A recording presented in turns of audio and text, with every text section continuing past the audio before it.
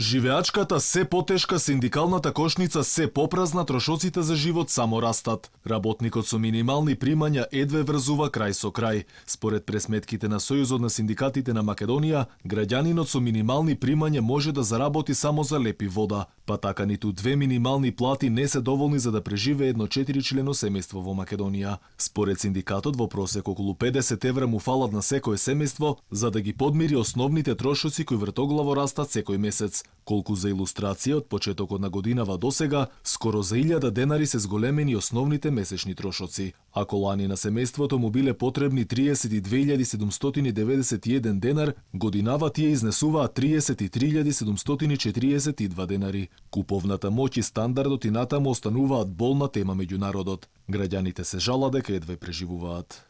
Цените на потрошувачката растат.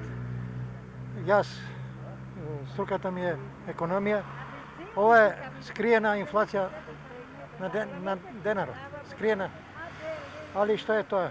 Тешко се издржува, претпоставувам. Тешко, да, тешко. Али страшна работа за едно семејство од 4 члена. Ако се пензиите минимални, послаби, многу лошо. Не знам како ќе биде понатаму. Повеќе трошиме него што зимаме тоа. Тоа е на. Живеачката поскапува.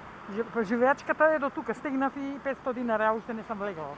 Стигаат недела за недела. Повише не. Живеачката е поскапена. Живеачката е поскапена.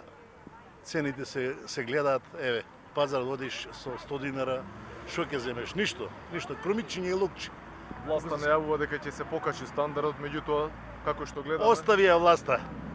Да не кажеме погрдни зборови. Остави ја власта. Власта се гледа од власта. Поскапува, све поскапува, така да тешко. Не се издржува. Не се издржува. Властите велат дека ќе биде подобро, меѓутоа стандардот опаѓа. Опаѓа. Властите така зборат, мора да се задржат на власт. Најмногу пари се трошат за храна и пијалоци, како и за плаќање режиски трошоци. На едно просечно семејство кое живее во дом од 50 на квадрати и нема кола, потребни му се речиси 14.200 денари за храна, а околу 8.500 само за плаќање сметки. За лична хигиена минималните трошоци изнесуваат околу 2400 денари. Дека живеачката од ден во ден станува се поскапа и граѓаните едва ја преживуваат, Државниот завод за статистика објави податоци кои покажуваат дека речиси 1/4 од населението тоне во сиромаштија. Според последните податоци, 455.600 луѓе живеат во многу тешки услови.